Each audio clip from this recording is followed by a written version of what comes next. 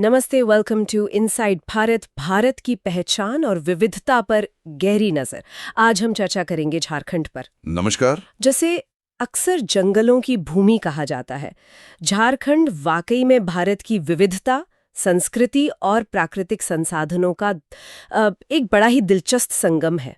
एक तरफ तो अकूत खनिज संपदा दिखती है, दूसरी तरफ प्राचीन आदिवासी विरासत और संघर्षों से भरा एक लंबा इतिहास भी है। बिल्कुल, झारखंड की कहानी विरोधाभासों और संभावनाओं की कहानी है। मतलब यहाँ जमीन के नीचे तो खरबों का खजाना है, इसमें कोई शक नहीं, लेकिन जमीन पर रहने वाले लोगों के जीवन में चुनौतियां भी कम नहीं हैं। हाँ। तो चलिए आज इसी अनोखे राज्य की परतों को खोलते हैं, इसके इतिहास से लेकर आज की सच्चाइयों तक। बिल्कुल, चलिए इतिहास से ही शुरू करते हैं। ये तो बहुत पुरानी बसाहट वाला इलाका है ना, मतलब मेरा मतलब स्टोन एज से। हाँ, यहाँ इंसान के रहने के निशान हजारों साल पुराने मिलते हैं। जो छोटा नागपुर पठार क्षेत्र है, हाँ। वहाँ मध्य पाषाण यानी मेसोलिथिक एज और नव पाषाण यानी न्योलिथिक एज, उस दौर के पत्थर के औजार और माइक्रोलिथ मिले हैं। अच्छा। और हजारीबाग के इस्को जैसी जगहों पर तो 9000 से 5000 ईसा पूर्व की गुफा चित्रकला मतलब केव पेंटिंग्स भी मिली हैं। वाओ, 9000 साल पुरानी। जी।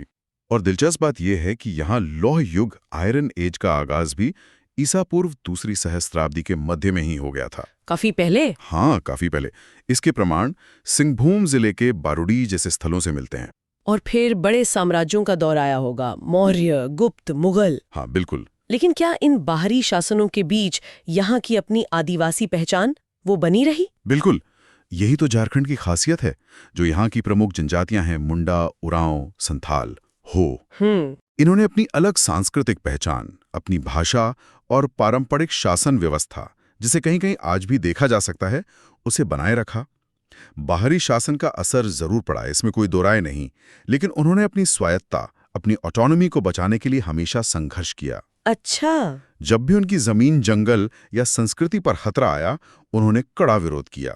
जैसे हम संथाल हूल 1855-56 के बारे में सुनते हैं। हाँ। और बिरसा मुंडा के उलगुलान 1899-1900 के बारे में। बिरसा मुंडा तो आज भी धरती आबा के रूप में पूजे जाते हैं ना? जी हाँ, धरती आबा यानी पृथ्वी पिता। ये विद्रोह सिर्फ अंग्रेजों के खिलाफ थे या इनके पीछे कुछ और भी गहरे कारण थे? देखिए, ये विद्रोह सिर्फ राजनीतिक नहीं थे, ये सामाजिक, आर्थिक और सांस्कृतिक शोषण के खिलाफ थे। बिरसा मुंडा का उलगुलान, जिसका मतलब है महान कोलाहल। हाँ, महान कोलाहल। वो ब्रिटिश शोषण, जमींदारी व्यवस्था और मिशनरियों द्वारा जो धर्म परिवर्तन के प्रयास हो रहे थे, उनके खिलाफ एक जबरदस्त आवाज थी। उन्होंने सिर्फ राजनीतिक आजादी की बात नहीं की, बल्कि अपने समाज में सुधार और अपनी सांस्कृतिक जड़ों की ओर लौटने की भी बात की। और उनसे पहले भी, जैसे आपने संथाल हूल का जिक्र किया, सिद्धू कान्हू मुर्मू ने उसका नेतृत्व किया। उससे भी पहले 1780 के दशक में तिलका मांझी ने अंग्रेजों के खिलाफ आवाज उठाई थी। अच्छा। तो ये संघर्ष सिर्फ विद्रोह नहीं थे, ये अपनी पहचान और अस्तित्व को बचाने की लड़ाई थे। लंबे चले। और क्या इन्हीं संघर्षों ने आगे चलकर एक अलग राज्य की मांग की नींव रखी? हाँ बिल्कुल, इसी लंबे संघर्ष और अपनी विशिष्ट पहचान को बनाए रखने की चाहत से अलग राज्य की मांग निकली। 20वीं सदी की शुरुआत से ही आदिवासी नेताओं ने महसूस किया कि उनके हितों की रक्षा के लिए एक अलग प्रशासनिक इकाई जरूरी है। 1928 में उन्नति समाज ने साइमन कमीशन को ज्ञापन भी दिया था। फिर 1950 में जयपाल सिंह मुंडा, जो खुद एक बड़े आदिवासी नेता थे और हॉकी के मशहूर खिलाड़ी भी, हाँ, ओलंपियन थे जी, उन्होंने झारखंड पार्टी बनाई। इसने इस मांग को एक बड़ा राजनीतिक मंच दिया। बाद में 1970 के दशक में झारखंड मुक्ति मोर्चा JMM बना, शिबू सोरेन जैसे नेता उभरे। फिर all Jharkhand students union AJSU जैसे संगठन आए। इन्होंने इस आंदोलन को और तेज किया। तो दशकों तक ये आंदोलन चला। मुख्य मुद्दे वही थे, आर्थिक शोषण से मुक्ति, अपनी संस्कृति और भाषा का संरक्षण और राजनीतिक प्रतिनिधित्व। और फिर आखिरकार 15 नवंबर 2000 को बिरसा मुंडा के जन्मदिन पर वो सपना पूरा हुआ और झारखंड भारत का 28वां राज्य बना। जी हाँ, बिल्कुल। बिहार पुनर्गठन अधिनियम 2000 के तहत बिहार के दक्षिणी हिस्से को अलग करके झारखंड राज्य का गठन हुआ। ये इस क्षेत्र के लोगों, खासकर आदिवासी समुदायों की दशकों पुरानी आकांक्षा और संघर्षों का एक तरह से परिणाम था। इस लंबे और संघर्ष भरे इतिहास ने जिस जमीन पर आकार लिया वो भी अपने आप में अनोखी है। जरा झारखंड की भौगोलिक स्थिति को समझते हैं। ये पूर्वी भारत में कहाँ स्थित है? देखिए, झारखंड पूर्वी भारत में स्थित एक लैंडलॉक्ड राज्य है। मतलब इसकी सीमा समुद्र से नहीं लगती। अच्छा। इसके उत्तर में बिहार है, पश्चिम में उत्तर प्रदेश और छत्तीसगढ़, दक्षिण में ओडिशा और पूर्व में पश्चिम बंगाल। इसका ज्यादातर हिस्सा छोटा नागपुर पठार पर बसा है। ये ऊंची नीची पहाड़ियों, पठारों और घाटियों वाला इलाका है। और राज्य का करीब 29% हिस्सा, मतलब लगभग 1/3, घने जंगलों से ढका है। तभी तो नाम झारखंड यानी जंगलों की भूमि पड़ा। बिल्कुल। यहाँ दामोदर, स्वर्ण रेखा, खरखई, कोयल जैसी कई महत्वपूर्ण नदियां बहती हैं। और यहाँ की सबसे ऊंची चोटी है पारसनाथ पहाड़ी, करीब 1365 मीटर ऊंची। पारसनाथ, हाँ, ये तो जैन समुदाय के लिए बहुत महत्वपूर्ण तीर्थ स्थल भी है ना? जी हाँ, बिल्कुल। जैनियों का ये बहुत बड़ा तीर्थ स्थल है। और मौसम कैसा रहता है यहाँ? क्लाइमेट? यहाँ का क्लाइमेट आमतौर पर ट्रॉपिकल रहता है। 3 मुख्य मौसम होते हैं। मार्च से जून तक गर्मियाँ, जो काफ़ी गर्म और सूखी हो सकती हैं। फिर जुलाई से सितंबर तक मानसून, जब अच्छी बारिश होती है, जो खेती के लिए बहुत ज़रूरी है। और फिर अक्टूबर से फरवरी तक सुखद सर्दियाँ। पहाड़ी इलाकों में तो काफ़ी ठंडी भी हो जाती हैं। ठीक है। आबादी की बात करें तो यहाँ की डेमोग्राफिक्स क्या कहती हैं? देखिए, 2011 की जनगणना के हिसाब से यहाँ की आबादी करीब 3.3 करोड़ थी।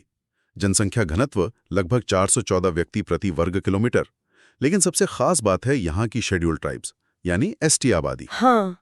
ये राज्य की कुल जनसंख्या का करीब 26.2% है, जो देश के सबसे ज्यादा आदिवासी आबादी वाले राज्यों में से एक है। अच्छा, 26% से ज्यादा? जी। संथाल यहाँ का सबसे बड़ा आदिवासी समूह है। उनके अलावा उरांव, मुंडा, हो, खड़िया, भूमिज, ये सब प्रमुख जनजातियां हैं। और इन सभी समुदायों की अपनी अलग अलग भाषाएं हैं, रीति रिवाज हैं, पारंपरिक स्वशासन व्यवस्थाएं हैं, जो आज भी कई गांवों में सक्रिय हैं। मतलब लिंग्विस्टिक डाइवर्सिटी कमाल की है। हिंदी तो है ही, लेकिन साथ में कई प्रमुख जनजातीय भाषाएं हैं, जैसे संथाली, जिसकी तो अपनी लिपि भी है, ओलचिकी। हाँ, ओलचिकी पंडित रघुनाथ मुर्मू ने बनाई थी ना? जी हाँ, बिल्कुल। इसके अलावा मुंडारी, हो, कुरुख, जो उराव लोगों की भाषा है, और खड़िया भाषाएं भी बोली जाती हैं। इन्हें राज्य में क्षेत्रीय भाषा का दर्जा भी मिला हुआ है। और इनके साथ साथ पड़ोसी राज्यों के प्रभाव के कारण बड़े पैमाने पर उर्दू, बंगाली, उड़िया जैसी भाषाएं भी बोली जाती हैं। काफी बहुभाषी राज्य है ये तो। हाँ, बिल्कुल। और धर्म के लिहाज से कैसी तस्वीर है? आपने आदिवासी समुदायों का जिक्र किया। क्या उनकी अपनी विशिष्ट धार्मिक मान्यताएं भी हैं जो मुख्य धारा से अलग हैं? हाँ, धार्मिक रूप से भी विविधता है। हिंदू धर्म के अनुयायी सबसे ज्यादा हैं, करीब 68%। उसके बाद इस्लाम करीब 14.5% और ईसाई धर्म करीब 4.3% के लोग हैं। लेकिन एक बहुत महत्वपूर्ण हिस्सा, लगभग 13% आबादी सरना धर्म का पालन करती है। सरना धर्म, ये क्या है? सरना दरअसल आदिवासी समुदायों की पारंपरिक आस्था है, जो मूल रूप से प्रकृति पूजा पर आधारित है। अच्छा। वे जंगलों, पहाड़ों, नदियों और खासकर पवित्र पेड़ों के झुरमुट, जिन्हें सरना स्थल या जाहिर थान कहते हैं, उनकी पूजा करते हैं। ये उनकी पहचान का एक बहुत अहम हिस्सा है। ये तो बहुत दिलचस्प है। चलिए अब उस चीज पर आते हैं जिसके लिए झारखंड पूरी दुनिया में जाना जाता है, यहाँ की खनिज संपदा। इसे भारत का रूर ऑफ इंडिया भी कहा जाता है। ये तुलना क्यों की जाती है? ये तुलना बिल्कुल सटीक बैठती है। जैसे जर्मनी का रूर क्षेत्र अपने कोयले और औद्योगिक ताकत के लिए मशहूर है, ठीक वैसे ही झारखंड भारत के लिए है। खनिज संसाधनों के मामले में ये देश के सबसे अमीर राज्यों में से एक है, शायद सबसे अमीर। अनुमान है कि भारत के कुल खनिज भंडार, मिनरल रिजर्व्स का लगभग 30 से 35% हिस्सा अकेले झारखंड में है। 30-35%? पूरे देश का।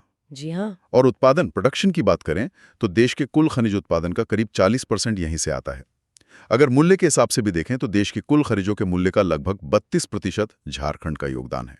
तो आप समझ सकते हैं कितना महत्वपूर्ण है ये। बिल्कुल। कौन से वो मुख्य खनिज हैं जो झारखंड को इतना महत्वपूर्ण बनाते हैं? कोयले से शुरू करते हैं। धनबाद को तो कोल कैपिटल ऑफ इंडिया ही कहते हैं। एकदम सही। कोयला यहाँ का सबसे प्रमुख खनिज है। देश के कुल कोयला भंडार का लगभग 1/3 33% यहीं मौजूद है।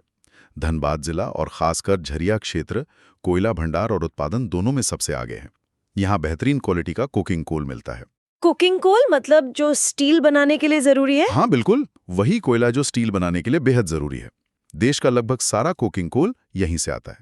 दामोदर घाटी कोयला क्षेत्र जो है वो राज्य के 95% कोयले का उत्पादन करता है। बोकारो जैसे बड़े स्टील प्लांट यहीं के कोयले पर निर्भर है। अच्छा। और राज्य की जो खनिज आय है उसका लगभग 75% अकेले कोयले से ही आता है। बाप रे। लेकिन झरिया में वो खदानों में आग वाली समस्या भी तो है। हाँ, वो एक बहुत बड़ा और दुखद पहलू है। झरिया की कोयला खदानों में दशकों से आग लगी हुई है, जो न सिर्फ पर्यावरण बल्कि वहां रहने वाले लोगों के लिए भी एक गंभीर खतरा बनी हुई है। ये एक बहुत बड़ी चुनौती है।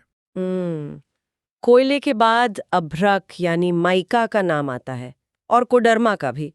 इसे माइका कैपिटल कहते हैं क्या? बिल्कुल कहते हैं। कोडरमा और झुमरी तलैया अभ्रक के लिए विश्व प्रसिद्ध रहे हैं।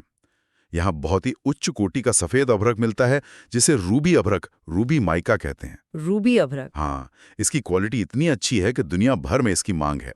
और झारखंड के अभ्रक उत्पादन का करीब 90% निर्यात होता है। अच्छा, 90% निर्यात। जी, इसका इस्तेमाल बिजली के उपकरणों में, इंसुलेशन में, दवाओं और सजावटी सामानों में होता है। देश के अभ्रक भंडार का 58% यही है। कमाल है। और लौह अयस्क आयरन ओर, जमशेदपुर की स्टील सिटी तो इसी पर आधारित है। सिंहभूम का नाम सुना है इस सिलसिले में? हाँ, सिंहभूम जिला, खासकर इसका पश्चिमी भाग, उच्च कोटि के लौह अयस्क के लिए जाना जाता है। यहाँ हेमेटाइट वर्ग का अयस्क मिलता है, जिसमें लोहे की मात्रा काफी ज्यादा होती है, 60 से 68% तक। काफी हाई ग्रेड है ये तो। बहुत हाई ग्रेड। और सिंहभूम की नोवा मुंडी खान एशिया की सबसे बड़ी लौह अयस्क खानों में से एक मानी जाती है। ये अयस्क जमशेदपुर और बोकारो के स्टील प्लांट्स की रीढ़ है। ठीक है, तो कोयला, अभ्रक, लोहा, इनके अलावा और कौन से महत्वपूर्ण खनिज है? तांबा, बॉक्साइट, यूरेनियम का भी जिक्र होता है। हाँ, लिस्ट वाकई काफी लंबी है। तांबा यानी कॉपर के उत्पादन में झारखंड देश में अग्रणी है। सिंहभूम का जो मुसाबनी घाटशिला क्षेत्र है वो इसके लिए जाने जाते हैं।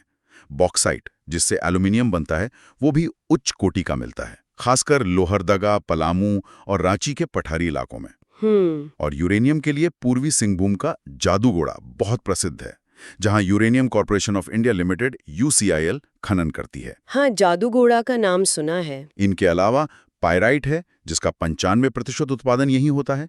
ग्रेफाइट है, करीब 33%। चूना पत्थर, मैंगनीज, क्रोमाइट, काइनाइट, जो एक हीट रेजिस्टेंट खनिज है, और थोड़ा सोना भी मिलता है। सोना भी? हाँ, सोना स्वर्ण रेखा नदी के नाम से भी जुड़ा है। कहते हैं पहले उसकी रेत में सोने के कण मिलते थे। आजकल तांबा अयस्क से उप उत्पाद, मतलब बाई प्रोडक्ट के रूप में निकाला जाता है। वाकई जमीन के नीचे तो जैसे दौलत ही दौलत भरी पड़ी है। हाँ, इसमें कोई शक नहीं। लेकिन इस रिसोर्स कर्स या पैराडॉक्स वाली बात पर हम बाद में आएंगे। पहले जमीन के ऊपर की दौलत यानी यहाँ की रंगारंग संस्कृति की बात करते हैं। त्योहारों से शुरू करें? जरूर। झारखंड के त्योहार यहाँ की प्रकृति और सामुदायिक जीवन से गहरे जुड़े हुए हैं। सबसे महत्वपूर्ण आदिवासी त्योहार है सरहुल। सरहुल? हाँ, ये वसंत ऋतु में मनाया जाता है और उसमें साल वृक्ष की पूजा होती है। ये नए साल की शुरुआत का प्रतीक है। फिर है कर्मा या करम पूजा, जो अच्छी फसल और भाई बहन के प्यार का त्योहार है। इसमें कर्मा नाच बहुत खास होता है।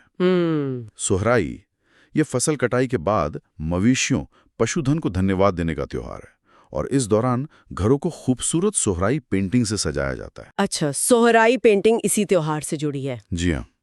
फिर टुसु पर्व या मकर संक्रांति भी फसल कटाई के बाद मनाया जाने वाला एक अहम त्योहार है। हाँ। और इनके साथ साथ दिवाली, ईद, दुर्गा पूजा, क्रिसमस जैसे त्योहार भी पूरे राज्य में धूमधाम से मनाए जाते हैं। आपने सोहराई पेंटिंग का जिक्र किया और कोहवर कला के बारे में भी सुना है। जी हाँ। ये क्या है, क्या फर्क है दोनों में?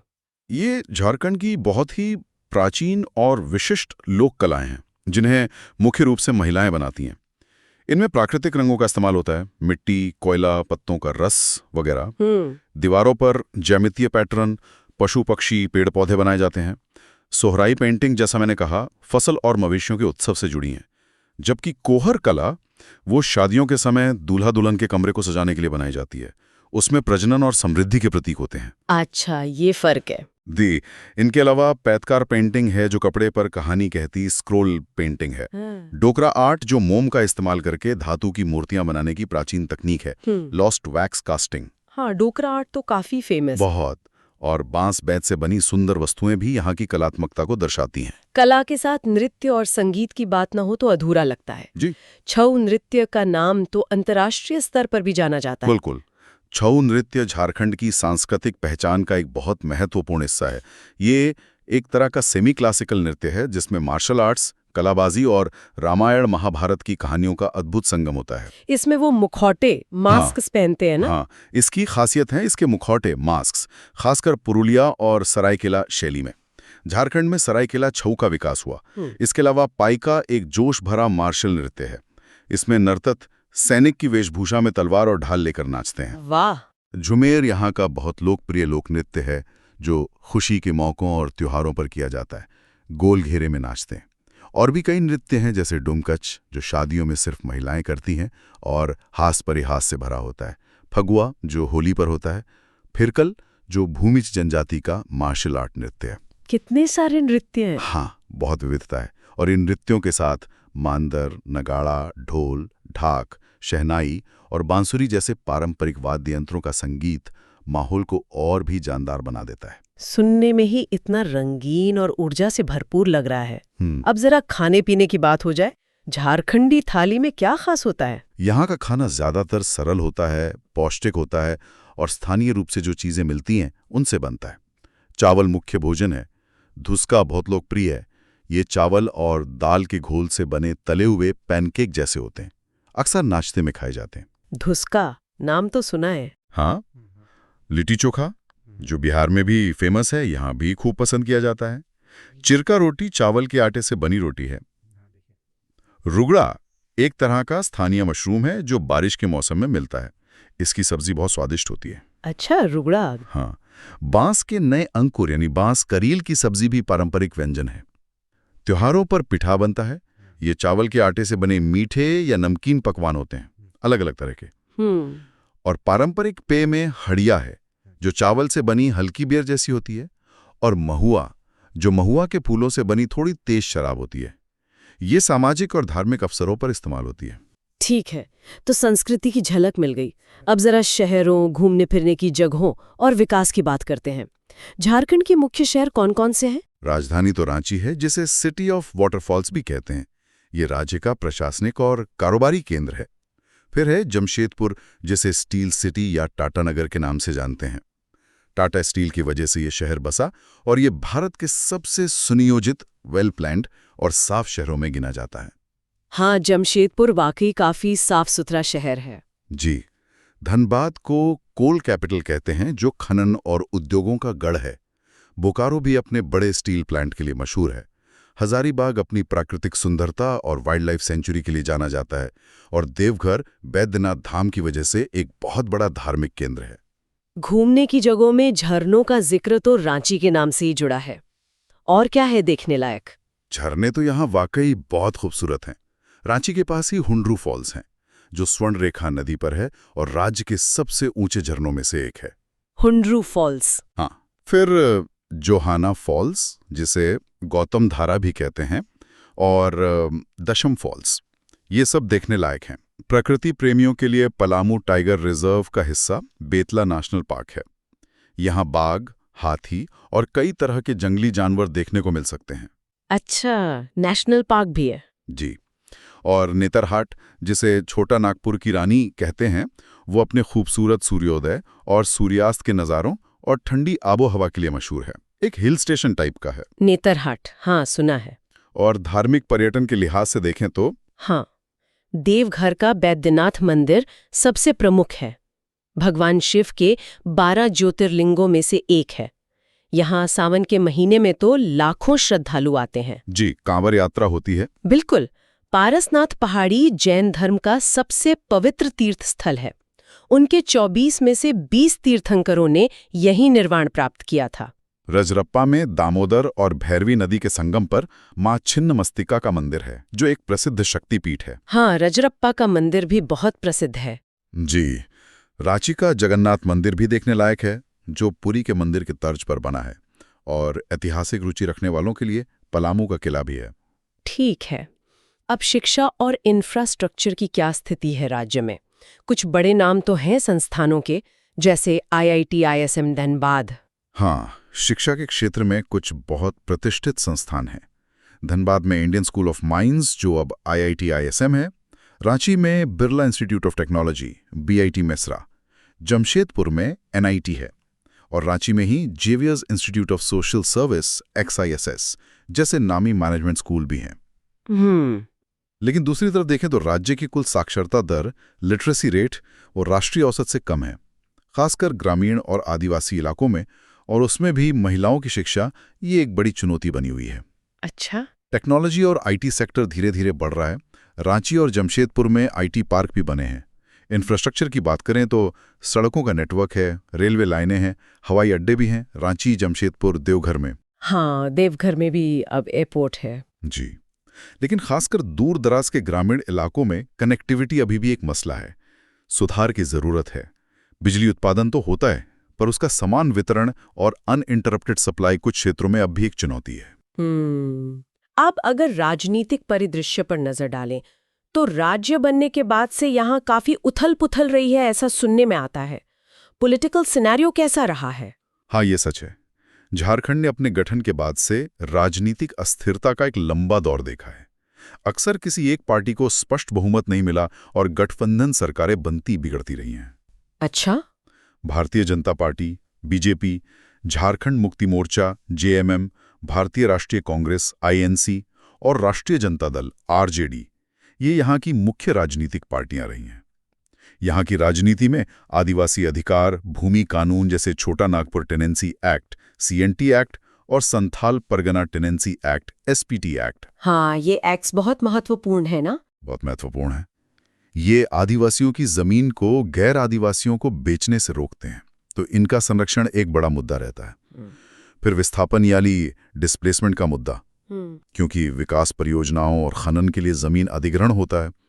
विकास और पर्यावरण के बीच संतुलन का सवाल और खनन से मिलने वाले राजस्व का बंटवारा, ये सब मुद्दे हमेशा राजनीति के केंद्र में रहते हैं।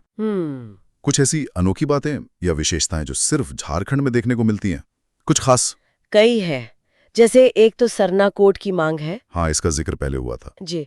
यहाँ के आदिवासी समुदाय अपने प्रकृति आधारित धर्म को जनगणना में एक अलग धार्मिक पहचान दिलाने के लिए ये मांग कर रहे हैं। फिर कई आदिवासी समुदायों में उनकी पारंपरिक स्वशासन व्यवस्था, जैसे मानकी मुंडा सिस्टम या मांझी परगना सिस्टम, वो आज भी काफी हद तक जीवित है और काम करती है।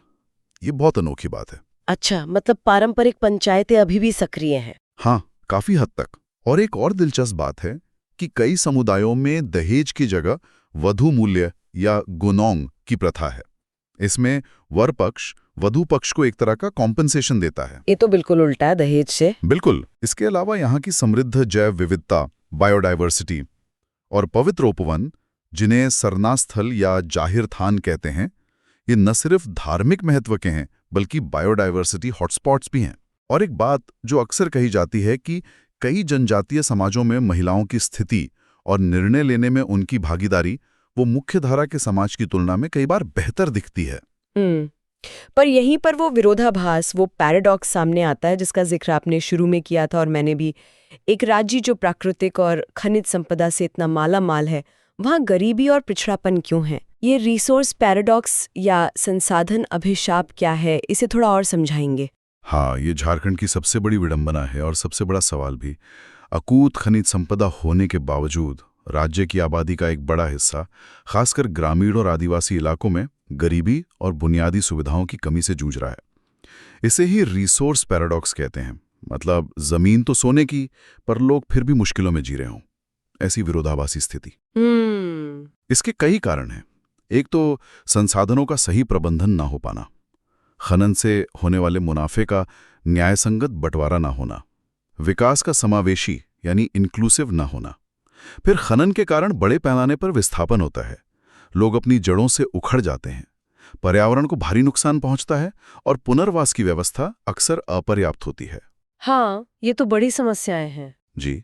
और ऐतिहासिक रूप से कुछ क्षेत्रों में नक्सलवाद या वामपंथी उग्रवाद की समस्या भी रही है, जिसके पीछे भी अक्सर जमीन पर अधिकार, शोषण और विकास की कमी जैसे मुद्दे ही रहे हैं। लेकिन इसी समाज में पारंपरिक ज्ञान, इंडिजिनस नॉलेज का भी तो भंडार है, जिसका जिक्र आपने पहले किया था। बिल्कुल। यहाँ के आदिवासी और स्थानीय समुदायों के पास सदियों पुराना ज्ञान है। जड़ी बूटियों और औषधीय पौधों का ज्ञान, जंगलों को टिकाऊ तरीके से इस्तेमाल करने का तरीका, परंपरागत खेती की तकनीकें, मौसम का अनुमान लगाने के प्राकृतिक तरीके, बहुत कुछ है। इस स्वदेशी ज्ञान को अब धीरे धीरे पहचाना जा रहा है और इसे संरक्षित करने और आधुनिक विज्ञान के साथ मिलाकर इस्तेमाल करने की जरूरत महसूस की जा रही है। ये भी एक संभावना है। तो चर्चा के अंत में ये सवाल मन में उठता है कि झारखंड, जो प्राकृतिक और खनिज संपदा में इतना धनी है, अपनी इस विशाल संपदा का उपयोग इस तरह कैसे कर सकता है कि विकास टिकाऊ हो, सस्टेनेबल हो, पर्यावरण भी सुरक्षित रहे, और सबसे महत्वपूर्ण बात, यहाँ के मूल निवासियों, खासकर आदिवासी समुदायों की विशिष्ट पहचान, संस्कृति और अधिकारों का संरक्षण भी हो सके। ये संतुलन कैसे सधेगा? ये संतुलन साधना ही वास्तव में झारखंड के भविष्य की सबसे बड़ी चुनौती भी है और शायद सबसे बड़ा अवसर भी। क्या झारखंड इस संसाधन अभिशाप को संसाधन वरदान में बदल पाएगा? इसी पर राज्य का और यहाँ के लोगों का भविष्य निर्भर करेगा। ये एक बड़ा प्रश्न है। बिल्कुल, ये सोचने वाली बात है। ओके, तो उम्मीद है आज की ये चर्चा हमारे सुनने वालों को पसंद आई होगी। ऐसी ही और दिलचस्प चर्चाओं के लिए हमारे चैनल को सब्सक्राइब करें। धन्यवाद। धन्यवाद। जय हिंद।